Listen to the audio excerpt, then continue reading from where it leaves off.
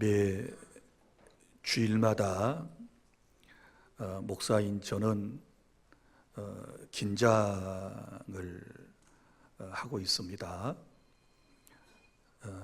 오늘은 설교 전에 하나님께서 부르시는 핸드폰 소리가 나서 긴장을 하고 계속 주님이 부르시는 거예요. 그리고 지난주에는 폭설로 그리고 한파로 성도들이 얼마나 올까 걱정을 했었는데 올 사람 100% 다 왔어요. 그리고 오늘은 명절의 이제 시작 주일인데 또 오늘은 몇 사람이나 올까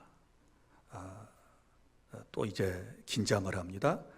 그런데 오늘 또 올 사람 100% 하나님이 다 보내주셨고 또 저와 여러분이 오늘 이 자리에서 하나님께 예배하게 되는 것은 하나님의 놀라운 은총이요 사랑인 줄로 믿습니다. 오늘 이 예배에 함께 하신 여러분 모두에게 주님의 특별하신 은총이 함께 하심을 믿습니다.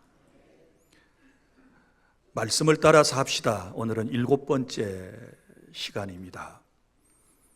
여러분 지난 시간의 말씀을 혹 기억하십니까? 지난주에는 가인에 대한 말씀을 여러분에게 들려드렸습니다. 하나님께서 가인이 동생 아벨을 쳐 죽이기 전에 하나님께서 그에게 찾아오셔서 먼저 경고를 하셨습니다. 죄가 문 앞에 엎드려 있어.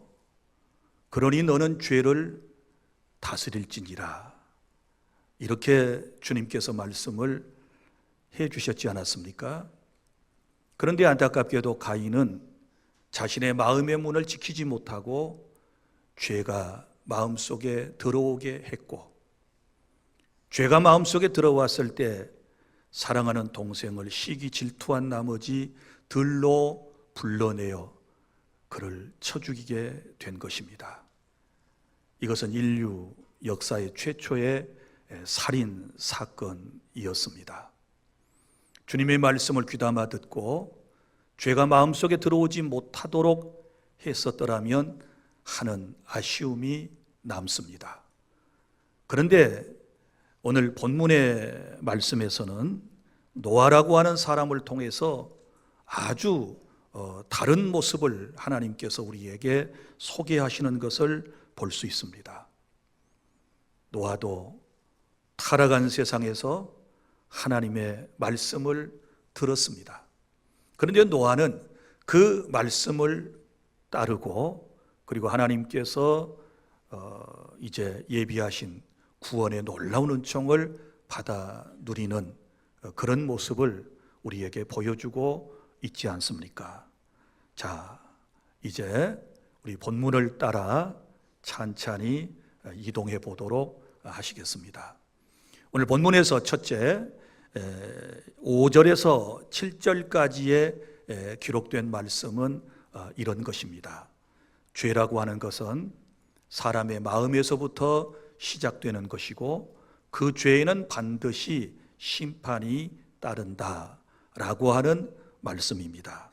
5절을 보면 여호와께서 사람의 죄악이 가득함과 그 마음으로 생각하는 모든 계획이 항상 악할 뿐임을 보시고 이렇게 말씀을 하셨습니다. 여기서 우리가 주목해야 할 단어 몇 개가 나옵니다. 여기 보면 죄악이 가득하다, 가득함. 그리고 여기 보면 또 모든 계획, 그리고 항상 악할 뿐임을 보시고 라고 하는 말씀입니다. 우리는 이 말씀 속에서 죄는 부분적인 문제가 아니라 전면적인 것이라는 것을 알 수 있습니다.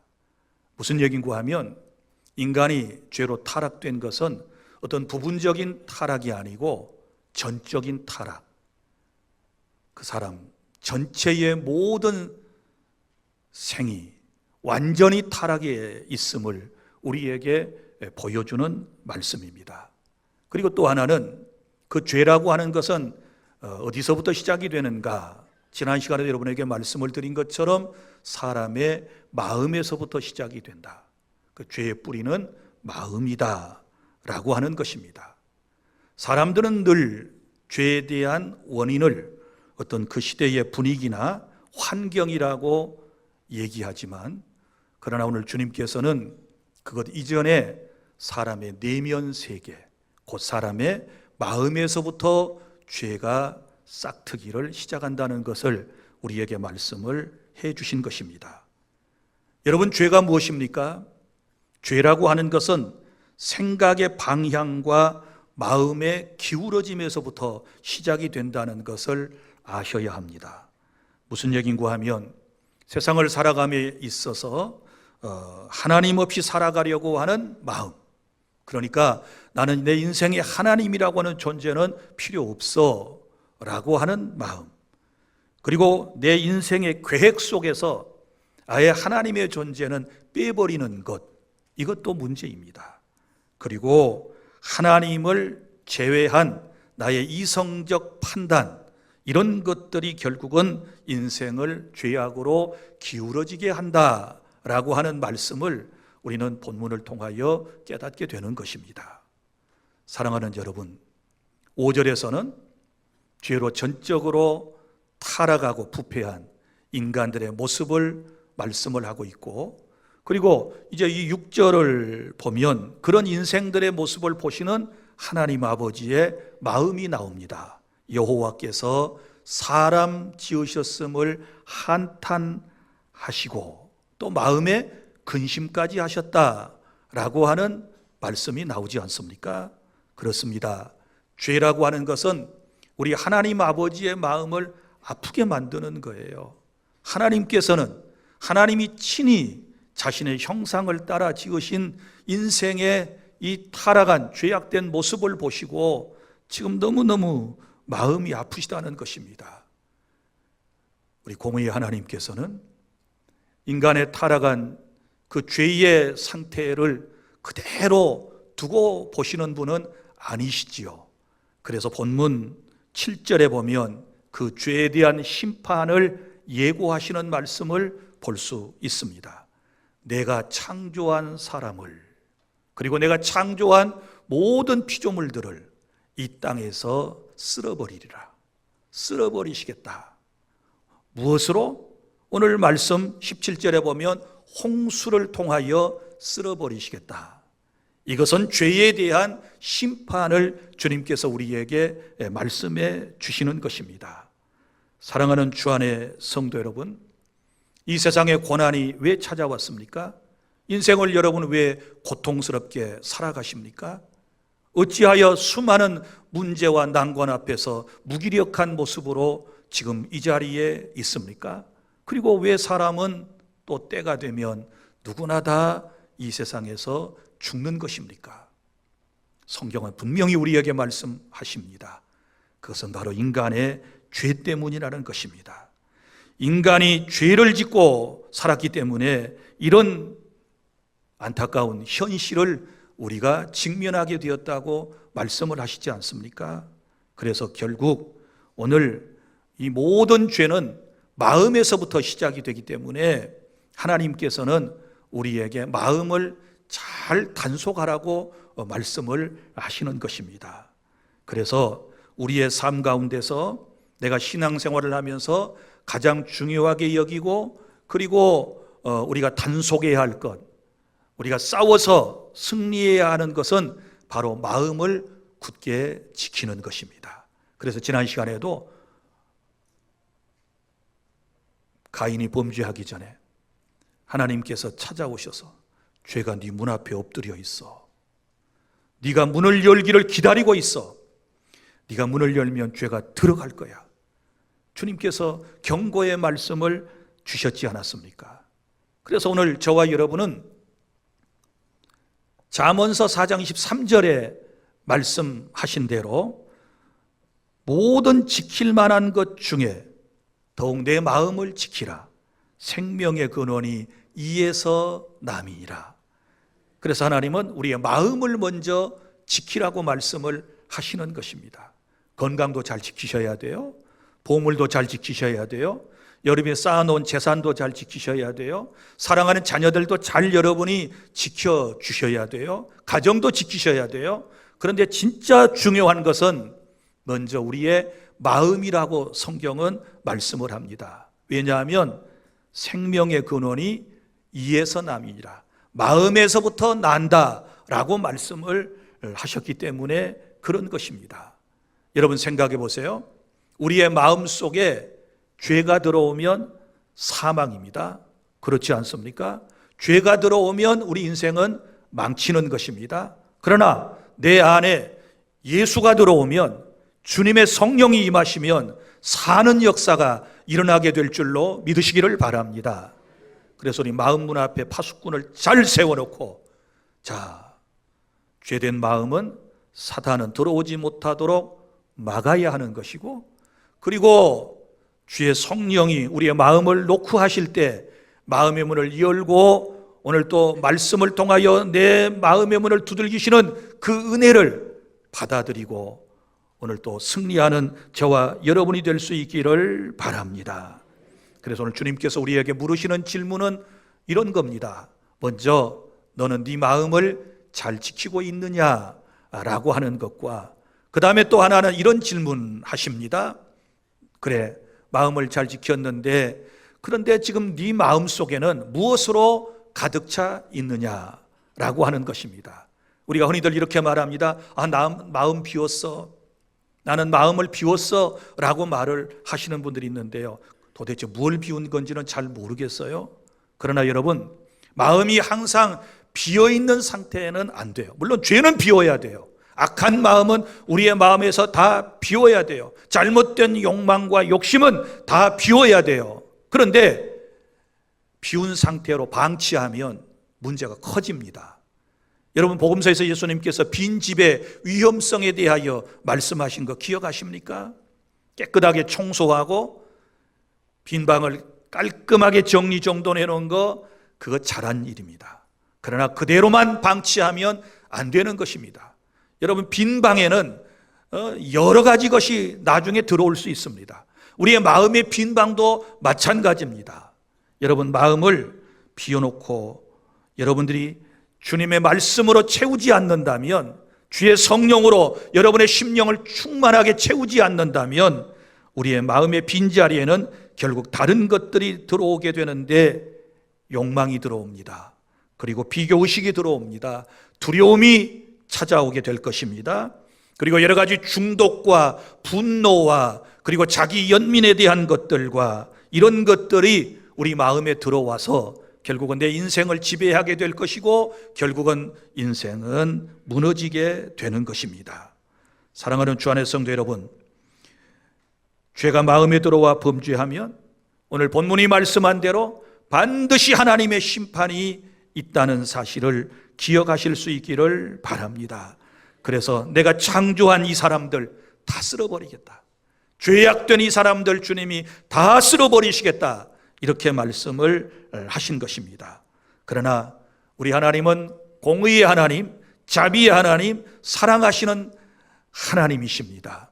우리 하나님께서는 이러한 죄인들을 살리시기 위하여 오늘 본문을 통하여 강한 한 줄기의 빛을 타락한, 심판받아야 할, 그리고 이미 심판을 받은 인생들에게 비춰주고 있는데, 둘째로 그 본문이 바로 8절부터 13절에 나오는 말씀인데요, 여기 보면 죄인이 은혜로 구원받도록 하나님께서 길을 예비하시는데, 여러분 8절을 보면 그러나 라고 하는 아주 중요한 단어가 하나 등장을 하고 있습니다.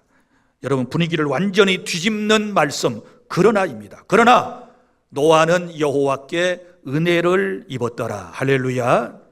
자, 죄악된 세상에 이제 하나님의 심판이 지금 준비되고 있는데, 그러나 하나님께서 노아에게는 은혜를 입혀주셨다. 이렇게 주님께서 말씀을 하시는 것입니다. 여러분, 여기서부터 복음이 시작되는 것입니다. 세상이 죄로 가득할 때 하나님께서는 너희들은 이제 끝이야 라고만 말씀하지 않으십니다. 물론 오늘 본문에 보면 끝이라는 말씀이 나오지요. 13절, 하나님이 노아에게 이르시되 모든 혈육 있는 자의 포화감이 땅에 가득함으로 그 끝날이 내 앞에 이르렀으니, 바로 죄인에 대한 끝을 말씀을 하십니다. 그러나 이것으로만 끝나지 않는다고 제가 분명히 말씀을 드렸습니다. 우리 하나님께서는 그러나 라고 하는 말씀으로 인생들에게 새로운 길, 살 길을 열어주시는 줄로 믿으시기를 바랍니다. 인생이 살 수 있는 그 길은 인간의 결단이 아니라 하나님의 은혜인 것을 우리는 오늘 말씀을 통하여 배우게 됩니다. 여러분 보십시오. 모든 인생들이 죄를 지었을 때, 그리고 하나님의 심판이 예고되었을 때 노아가 먼저 하나님 앞에 잘 보여서 이제 심판을 면하고 구원받기 위하여 그가 먼저 주님 앞에 와서 녹화하며 주님 도와주세요, 제가 더 잘 믿을게요, 제가 더 바로 살게요, 이런 각오와 결심이 있었던가요? 절대로 본문은 그렇게 말하지 않습니다. 여러분, 성경은 분명히 이렇게 말씀을 합니다. 하나님께서 노아에게 은혜를 베풀어 주시는 것입니다. 믿으시기를 바랍니다. 죄악된 세상에 노아에게 찾아오신 하나님께서 그에게 은혜를 입혀주심으로써 구원의 길을 예비해 주셨다는 사실을 믿으시기를 바랍니다. 성경에서는 하나님께서는 죄인된 인간이 구원받는 그 순서에 대하여 명확하게 말씀을 하셨는데 항상 먼저 은혜를 강조하시는 줄로 믿습니다. 여러분, 그리고 그 믿음이 이제 어디서부터 오는가도 우리가 알아야 되는데요. 자, 우리가 보통 믿음으로 구원받는다라고 말하지 않습니까? 그런데 여러분, 믿음은 자기에게서 난 것 아니라는 걸 잘 아시지요. 하나님께서 먼저 은혜를 주셔야 돼요. 근데 그 은혜 속에 하나님을 알고 믿는 소위 믿음이라고 하는 것이 포함되어 있는 거예요. 그래서 은혜와 함께 믿음을 주실 때 우리가 예수 그리스도를 나의 구주로 믿고 구원에 이르게 하신다. 그래서 사실 믿음 이전에 하나님의 은혜가 강조되고 있는데 우리가 잘 아는 에베소서 2장 8절에 이렇게 말씀을 하지 않습니까? 너희는 그 은혜에 의하여 믿음으로 말미암아 구원을 받았으니 이것은 너희에게서 난 것이 아니요 하나님의 선물이라. 9절에서 행위에서 난 것이 아니니 이는 누구든지 자랑하지 못하게 하려 하심이니라. 할렐루야. 은혜가 먼저입니다. 노아가 하나님 앞에 잘 보인 것 없습니다. 잘 보이려고 먼저 하지 않았습니다. 그가 먼저 구원을 요청하지 않았습니다. 하나님께서 은혜를 입히셨습니다. 그리고 구원의 길을 예비하시는 이런 모습들은 오늘 우리가 믿음으로 내 안에 받아들여야 될 줄 믿습니다.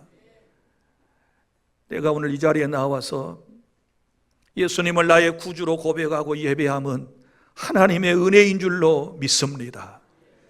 세상 사람들 이런 분들 있지 않습니까? 우리가 복음을 전할 때 인간적으로 우리가 너무 짠해 보이는가 봐요. 그래서 예수를 좀 믿어주고 싶은데, 교회도 좀 다녀주고 싶은데 이상하게 믿어지지가 않는 거예요. 인간은 좋아요, 관계는 좋아요, 상대는 좋아요. 그런데 그가 전하는 이 하나님에 대한 존재, 영적인 실체에 대한 것이 믿어지지 않는다는 거예요. 그래서 안타까움을 토로하는 분들이 있어요. 그런데 웬일인지 웬 은혜인지 우리는 복음을 듣게 되었을 때 성령의 감화와 감동을 통하여 우리의 마음속에 예수님이 나의 구주로 믿어지게 되었고, 오늘 그 믿음을 가지고 이 자리에 나온 것은 하나님께서 노아에게 입혀주셨던 그 은혜를 오늘 저와 여러분에게도 입혀주셨음을 믿으시기를 바랍니다. 할렐루야. 그래서 신앙생활에 있어서 이 구원받는 이 놀라운 순서가 바뀌게 되면 여러분 보세요. 어떤 마음이 생길까요? 하나님, 내가 무엇을 해야 구원받을 수 있을까요?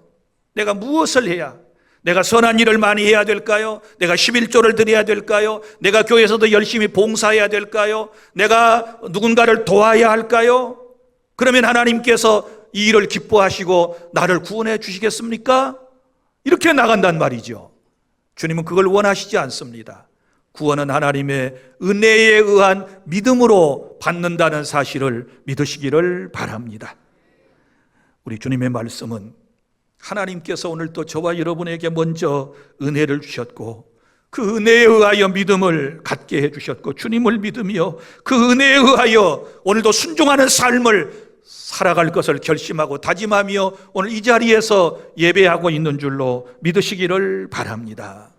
그러면 보세요. 오늘 본문 9절에서 은혜를 입은 사람의 모습은 어떠한가? 우리가 하나님의 은혜를 입었으면 어떻게 살아야 하는가? 9절에 노아의 모습을 통하여 우리에게 하나님께서 말씀을 하시는데 먼저 노아에 대한 말씀 가운데 노아는 의인이요 당대의 완전한 자라 그는 하나님과 동행하였으니 이렇게 말씀을 합니다.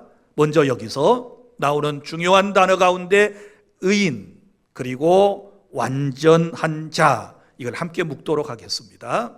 자, 여러분 보십시오. 하나님께서 노아에게 은혜를 입혀주시니까 의인이요 완전한 자가 되었다 이렇게 말씀을 하고 있는데 이 말씀의 뜻이 무엇일까요? 죄를 한 번도 짓지 않는 완벽한 사람이라고 하는 뜻일까요? 그렇지 않습니다. 여기서 이 말씀의 뜻은 이런 거예요. 하나님 앞에서 진실한 사람, 할렐루야. 그리고 마음이 항상 하나님께로 향하여 있는 사람 깨달을 수 있기를 바랍니다. 그리고 세상과 하나님 사이에서 양다리를 거치지 아니하고 언제나 하나님 편에 서 있는 사람을 의인이라고 말하고 완전한 사람이라고 주님께서 칭송해 주시는 것입니다. 이런 은혜가 있기를 바랍니다. 그 다음에 나오는 말씀이 뭐예요? 하나님의 은혜를 입은 사람 노아의 모습은 하나님과 동행하는 삶이라고 말씀을 하고 있습니다. 여기 동행은 한 번의 감동이 아닙니다. 한 번 만났다가 한 번 헤어져 버리는 것이 아니라 그 말이죠. 여기서는 삶의 방향을 같이 한다는 의미가 있는 것입니다. 동행은 뭐예요? 잠시 만났다가 헤어져 버리면 동행 아니지요. 그러나 만난 이후에 함께 가는 거죠. 삶의 방향이 함께 나아가는 것을 뭐라고 그럽니까? 이걸 동행이라고 한다 그 말이지요.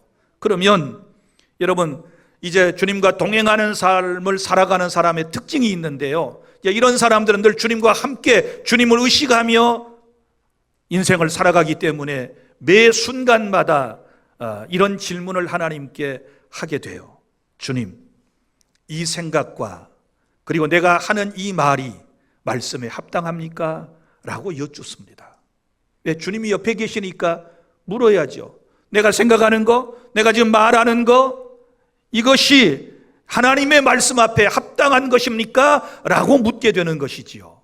그뿐만 아니라 주님, 이 결정이 하나님을 기쁘시게 하는 것입니까? 라고 묻습니다. 여러분, 무턱대고 이성의 판단에 따라서 결정하는 게 아닙니다. 하나님의 말씀에 따라서 결정을 하며 하나님께 여쭙는 것입니다. 내가 한 이 결정이 하나님을 진실로 기쁘게 하시는 결정입니까? 라고 묻습니다. 그리고 주님, 이 일 혹은 이 관계에서 저는 어떻게 해야 하겠습니까? 하나님 어떻게 해야 할지 말씀해 주세요 하고 내 안에 계시고 나와 동행하시는 그분께 묻는 것을 하나님과 동행하는 삶의 사람의 모습이라고 말할 수 있을 것입니다. 사랑하는 성도 여러분, 우리가 세상을 살아가다 보면 내 삶도 흔들리고 내 신앙이 흔들릴 때가 있습니다. 이때 여러분 감정을 따라가면 큰일 납니다. 여러분 그때 우리가 붙들어야 할 것은 감정이 아니라 주님과 동행하는 것입니다. 믿습니까? 주님과 동행하면서 주님의 표정과 말씀을 잘 들어야 한다는 사실 또한 여러분 절대로 잊어서는 아니 될 것입니다. 그런데 우리는 너무 감정을 믿어요. 자기 감정을 너무 사랑한 것 같아요. 그런데 이 감정이라고 하는 게요, 이게 참 이랬다 저랬다 그러는데 변덕쟁이거든요. 보세요. 이게 참 얼마나 웃긴지, 교회에 와서는 목사님이 설교를 해도 마음이 안 움직여. 감동이 없어. 눈물을 찔끔찔끔 흘려본 적이 한 10년은 지난 것 같아요. 그런데 집에 가서 TV 채널 앞에 연속곡을 탁 틀면 와, 눈물이 막 쏟아져요. 눈물이 쏟아져요. 사실도 아닌 연속곡을 보면서 눈물을 막 줄줄줄 흘리면서 막 죽일 놈, 살릴 놈. 우리의 마음이 그래요. 또 부모가 어디 편찮으시고 아프시다고 아들, 딸한테 전화하면 어떻게 반응할까요? 자, 보세요. 딸아, 아들아, 나 많이 아파. 그러면 뭐라 그래요? 병원 다녀오세요. 이런다. 병원 갈 줄 몰라? 길 모르시나요? 그런데 자기 집에 기르고 있는 애완동물께서 편찮으셔가지고 저녁에 낑낑대고 아프면 그거 밤중에도 가슴에 안고 동물병원으로 달려가서 막 문을 두들깁니다. 우리 멍멍이 멍멍이도 아니야. 이름도 고상하게 지어가지고 이름도 내가 말도 못하겠어. 이게 너무 이율배반적이지 않습니까? 이런 마음이 사람의 감정이에요? 그러죠. 이랬다 저랬다 그러고 이 기준이 없어요. 기준이 없어. 그런데 이런 감정을 따라가면 우리의 신앙이 어떻게 되겠습니까? 망하는 거예요. 내 삶을 감정에 맡겨버리면 우리는 망하는 것입니다. 우리는 말씀을 따라가야 될 줄로 믿으시기를 바랍니다. 그래야 흔들리지 않습니다. 주님과 동행하시기를 바랍니다. 우리 하나님께서는 은혜를 받은 사람에게 막연한 감동만 주시지 않습니다. 하나님은 반드시 구체적인 말씀을 주시고 그 말씀대로 우리의 일상의 삶을 살아가도록 은혜로 덮어주시는 것입니다. 여러분 9절을 보십시오. 지금 노아가 살아가는 세상은 죄악된 세상입니다. 얼마나 사람들이 포악하고 못된 짓을 했는지 하나님께서 홍수로 다 쓸어버리실 지금 계획을 가진 이런 세상입니다. 거기에 노아가 살고 있습니다. 다행히 하나님의 은혜를 크게 입었습니다. 그런데 그 세상 속에서 노아는 어떻게 살아갑니까? 가정생활을 통하여 그리고 부부관계를 통하여 홍수 심판 이후에 신인류의 시조가 될 세 아들을 낳습니다. 셈과 그리고 함과 야벳을 낳습니다. 이 단순한 짧은 구절 속에서 우리가 분명히 깨달아지는 게 있습니다. 아하, 힘들고 어려운 세상에서도 가정을 세워나갔구나. 왜냐하면 신인류의 역사는 바로 노아와 그 세 아들들을 통하여 시작이 되거든요.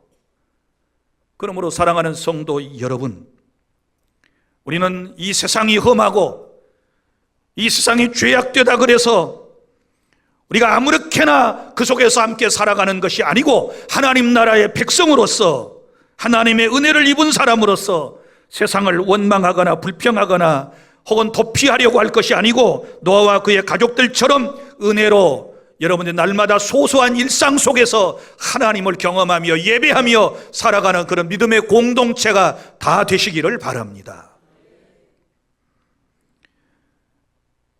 그리고 마지막 단락 셋째 14절부터 22절까지의 말씀은 은혜를 입은 사람은 하나님을 신뢰하고 움직이는 것입니다. 14절부터 보면 하나님은 노아에게 구체적으로 이제 홍수 심판 이전에 방주에 대한 말씀을 하시거든요. 방주는 아크, 네모난 배예요. 자, 어떻게 지을 것인가? 너는 고페르 나무로, 옛날에는 잣나무라고 그랬는데 이 고페르라는 나무가 있대요. 고페르 나무로 너를 위하여 방주를 만들되, 이렇게 말씀이 시작돼요.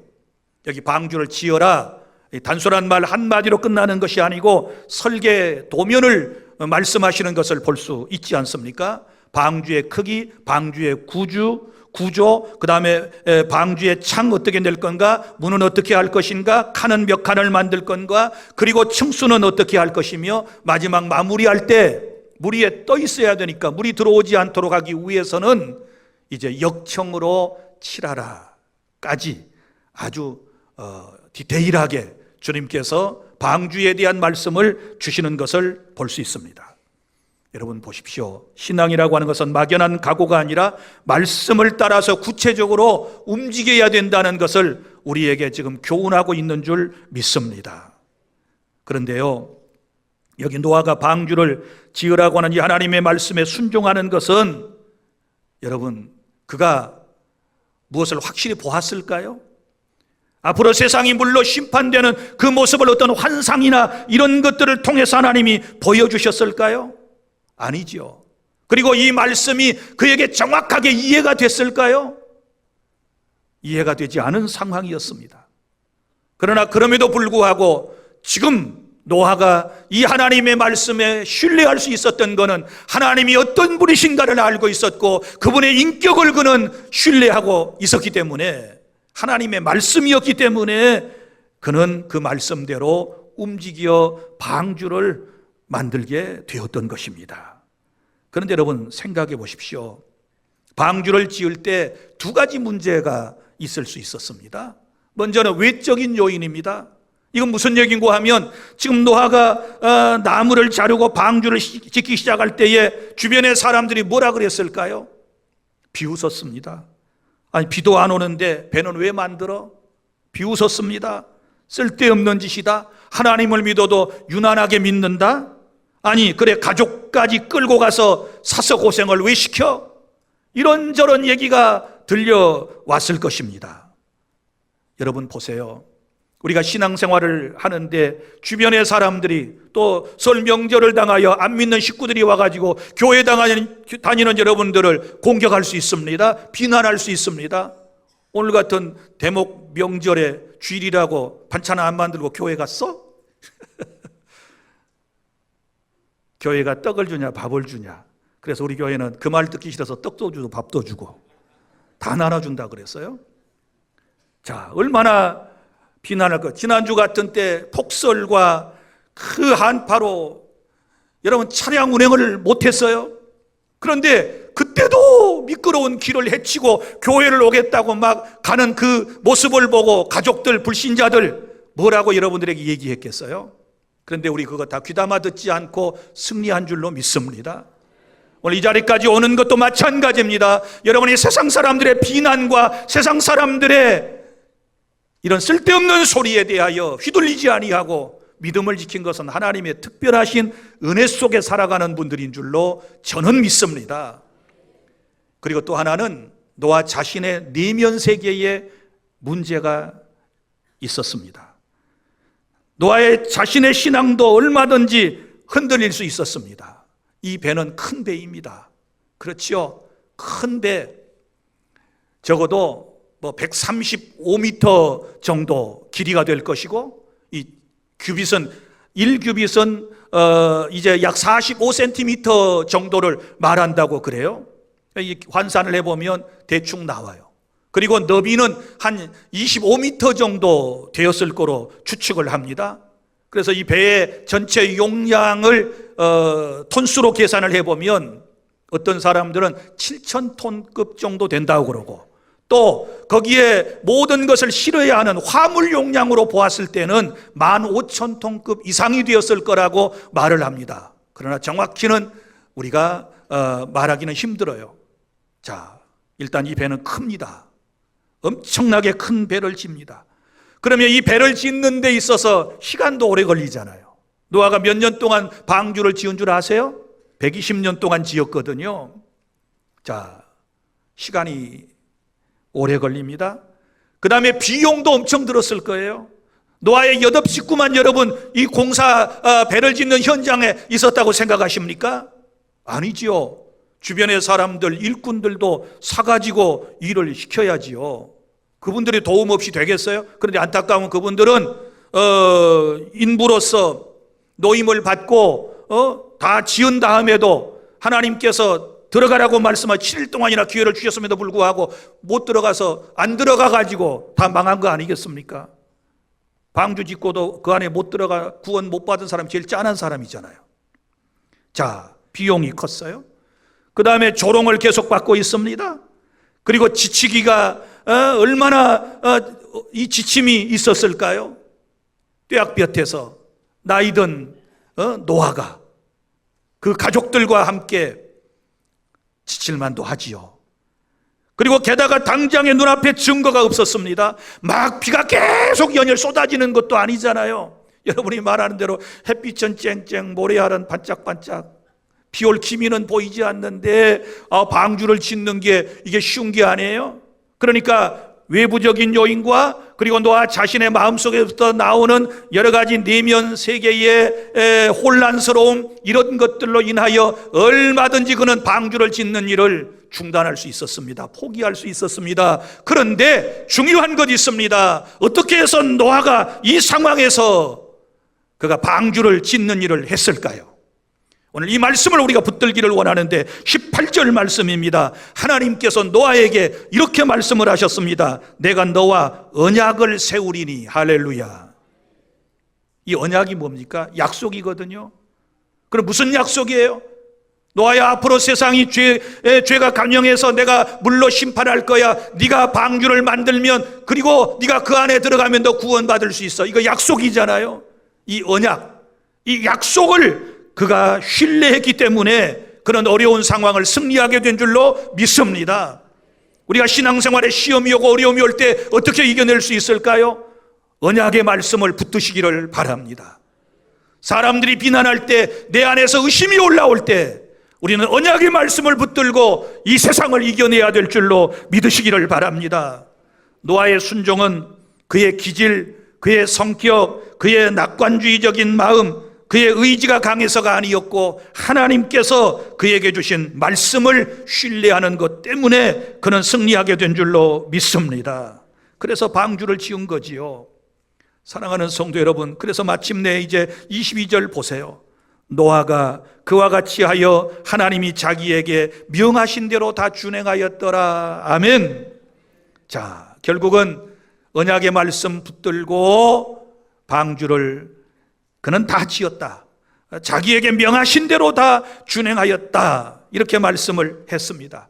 여러분, 방주를 짓는 일 결코 쉽지 않은 일이었지만 그러나 그가 중단하지 않고 끝까지 준행하였던 이유는 그것이 사는 길이었기 때문인 줄로 믿습니다. 그래서 믿음으로 끝까지 순종하게 된 줄로 믿으시기를 바랍니다. 사랑하는 성도 여러분, 진정한 신앙이 뭐라고 생각을 하십니까?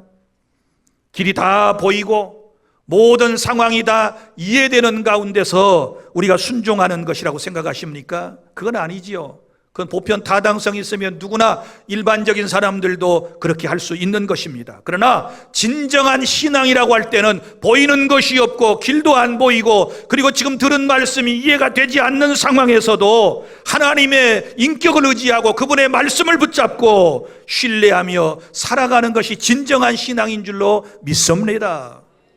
눈에는 보이는 것 없고 귀에는 들리는 게 없고 들리는 말씀조차도 이해가 되지 않는 상황에서 나는 하나님을 믿습니다 라는 이 신앙 고백이 필요한 것입니다. 우리 그런 믿음으로 이 세상을 버텨나가시기를 바랍니다. 그런 믿음으로 승리하여 노아처럼 구원의 은총을 여러분이 완성해 이루어 나가시기를 바랍니다. 사랑하는 성도 여러분, 그러면 이제 오늘 우리가 해야 할 일이 무엇일까요? 이제 우리는 거창한 방주를 짓지 않습니다. 이제 방주를 지어서 구원받는 게 아닙니다. 이 방주가 의미하는 것은 예수 그리스도의 모형이라고 그러지 않습니까?